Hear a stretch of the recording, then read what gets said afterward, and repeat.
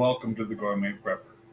For about 15 years now, my wife and I have felt called, not by fear, but by faith, to prepare our home as a refuge.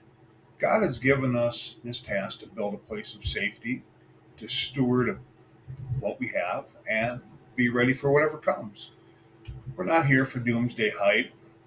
We prepare for real world challenges, like power outages, severe weather, everyday uncertainty. And I know we're not the only ones. Many of you are quietly building your own pantries, strengthening your own skills, and creating safe places for your families. So if you're on that journey, I want to be a resource that you can trust, sharing what we've learned and helping you build a refuge that's practical, peaceful, and rooted in purpose. So let's prepare with wisdom and let's prepare together and in faith. Like most preppers, we too have been stacking it to the rafters and stacking it again. But the real question, as we realize, is what are you going to do with all this stuff? Uh, how do you make all these preps? So today, we're looking at one jar potato powder. It bridges the gap between survival and gourmet living. So let's head out to the kitchen.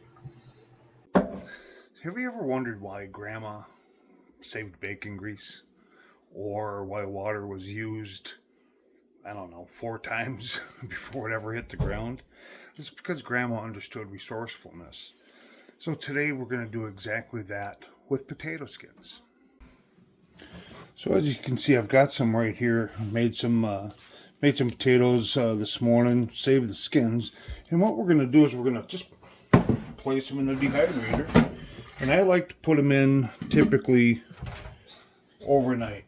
And I'll show you why here just in a second. Let me get these spread out, kind of give you an idea of what I do, what this looks like. So as you can see on the tray, there, we're going to cover these up, and then we'll give them we'll plug them in. And ultimately, this is what they're going to look like. Nice, brittle. I don't know if you could hear that crunch. Nice and dry. And then ultimately, we're going to put them in our blender. And the idea then is to create this powder, nice and thin. Some medicine. Once these skins are dry and ground into that fine powder, they can become a wound healing agent. I use it for skin injuries, gastrointestinal uses.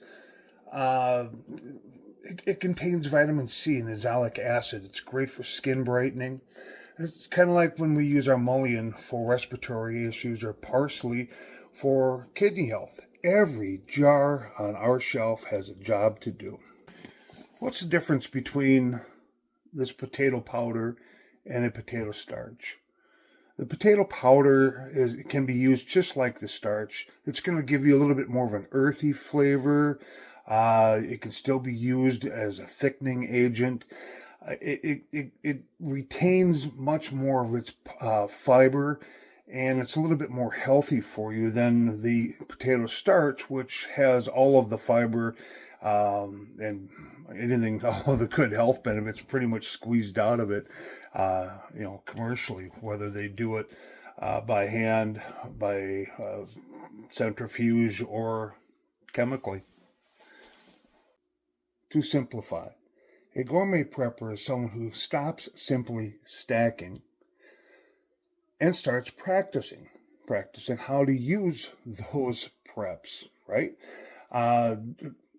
To maintain both health and happiness during a crisis.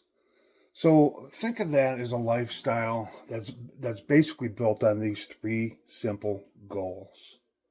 Your cabinet is your clinic. You use common pantry items to treat physical ailments, like pineapple peel for fighting inflammation or radish greens for detoxifying the liver. Morale is a survival tool. That's number 2. You recognize that satisfying a child's sweet tooth is something to As a survival tool, that's number 2. You recognize that satisfying a child's sweet tooth with something like homemade nectarine jam is just as important as the calories themselves. It keeps their minds off the crisis and provides a sense of normalcy. Number 3, building, not just boiling. Right? So instead of eating boring rice and beans, follow my father's techniques of building a meal. By combining those staples with rich bone stocks, aromatics like ginger, thickeners like this potato powder, you can create culinary treats that are far superior to the oversalted, overprocessed store cans. Essentially, you're turning survival into living well by being resourceful with every scrap in your pantry. If you're ready to move beyond just stacking and using your preps, hit that subscribe button, the notification bell, and hey, give me a thumbs up and comment below. What's one scrap that you'll never throw away again?